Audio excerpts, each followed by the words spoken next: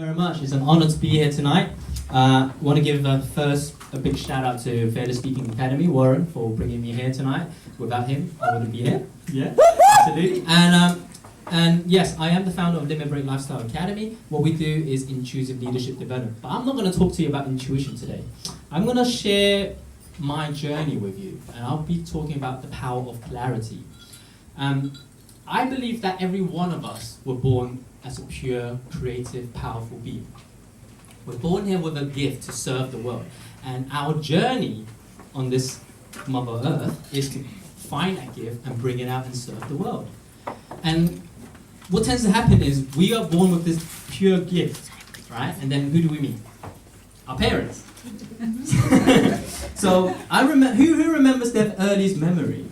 Childhood memory. Yeah. My earliest childhood memory was when I was 4, exactly on my birthday, because I remember sitting down on my bed, looking at a mirror. I said, yes, I'm 4. Ow! And I was excited to be like 4 years old, you know. But then my second earliest memory was I was still 4 years old, and I heard some noise in the kitchen, so I ran upstairs, and what I saw was my mum and my dad arguing, but the first image that I saw was my father holding up a chair and ready to smash my mum. And I didn't know what happened. I didn't know why. As I was growing up, I realized what happened eventually was that my mother took on a new faith. She became a Christian. And my dad is an atheist, doesn't believe in anything. And so the family value has divided. And because I grew up in that environment, I never knew who was right or who was wrong. I didn't have my own sense of value. I didn't know who to listen to. Who's right, your mom or your dad? And so I grew up as a lost child. I had no sense of passion, purpose, and direction or clarity whatsoever in my life. Amanda just spoke about finding what you love. I had no clue because both of my parents were telling me different things. And so my teachers were telling me different things. And so who do I listen to? I had no idea. And so I ended up becoming a university dropout. I went to do mechanical engineering, hated it. I could do it, I had the brains for it, passed the first year with flying colours, but I thought, no, I can't do this for another 2 years. I'm going to kill myself. So I didn't do it. I dropped out. And when I told my dad, because he was always disappointed in me, when I told my dad that I've decided to drop out of uni, he didn't even speak a word to me. He just kept silent. And it was at that moment that I felt that even though I had a father who's alive, I never had a dad. My dad just didn't know me, and he didn't even know how to. It just felt like I had no father. That's what it felt like to me. And so throughout my whole young teens and to my 20s, early 20s, I was just really, really lost. And at one point in time, I really felt like killing myself. I really did. And then one December night changed when I was driving down on the frosty road. It has been raining, but it was so cold that the road was icy. And what I didn't realize was there was my tread on the two tires of my front of my car. There's no tread. So I was going really fast on 60 miles an hour, and I took a sharp turn. And what happened was I lost control of that car, and it just kept spinning. And that's when I thought I was going to lose my life. And has anyone ever had a near-death experience? Those of you who've had can relate to this, because what happened to me was during that 5-second spin, it felt like a 20-minute slideshow of my past. And so I saw all my past, and it was going and I saw my childhood memories and the people I love and everything.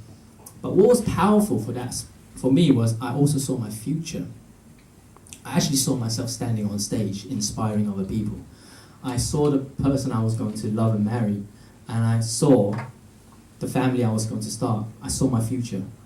And that was powerful for me. That's when I realized, I prayed to God, unconsciously, I don't want to die yet. Please give me a second chance. And thankfully, as you see, I had a second chance. Otherwise, I wouldn't be standing here in front of you today.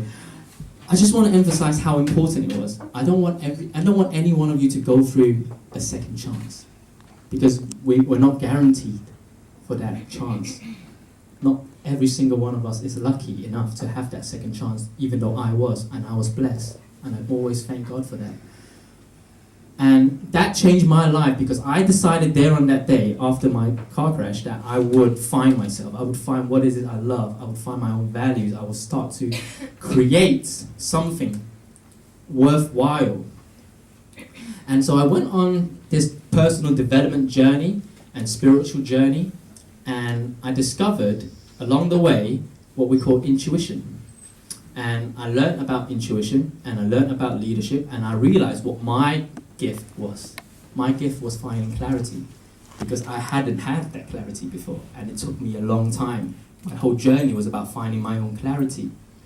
And so what I realized that this is very powerful, because when I discovered intuition, I incorporated that with leadership development, because what that was for me was I thought I was always trying to grow myself to become the best version of myself, because my why, what drives me the most, had always been one day I will have a child, and that child will look up to me and say, "Dad, thank you, because of you I never gave up on my dream.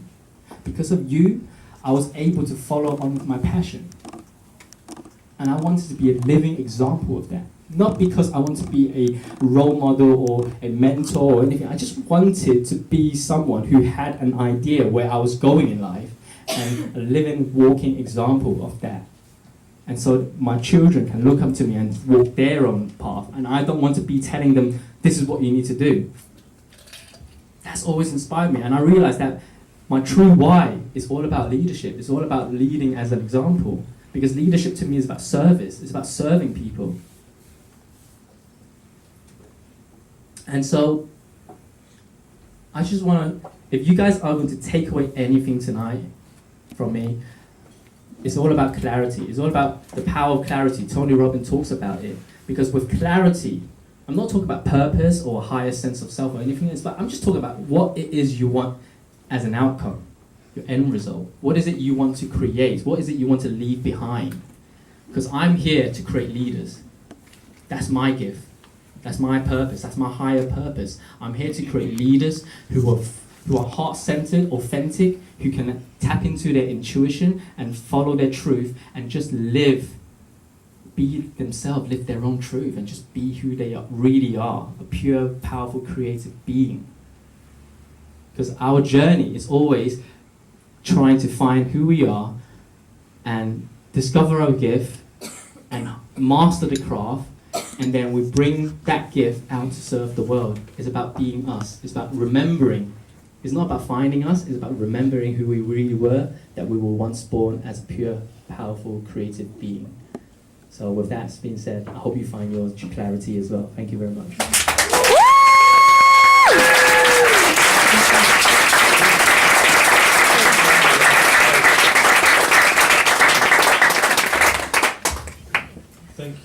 Thank you very much. Very generous of you. Beautiful talk. What excites you the most right now? My members who are here to support me. What excites me that is I'm seeing them grow every single day, and they're creating the results, and they're changing their lives from a struggle victim state to being powerful, remembering that they are powerful, and they're creating the life. And when I see that, that excites me the most. It's like, oh my God, I am creating leaders here tonight. Yeah. And one thing that I know about you, even before like really knowing you, is that you're very generous. I remember that you connected Steve to this stage before, like I hadn't even met you, or you even came here. So that's really cool. How can people connect with you? So you can find me on Facebook. That's the best way to connect with me. My name is Iklok. There's only one Iklok. If you search it on Facebook. Yeah. So there's only one Iklok, but also if you like, connect with me on Facebook, or I'm on Instagram as well, and any other social media. But Facebook is the best way to connect with me. Awesome. There's no H in lock. Just so you know, we made that mistake. Thank you very much. I really appreciate it. Thank you. Thank you. One more time.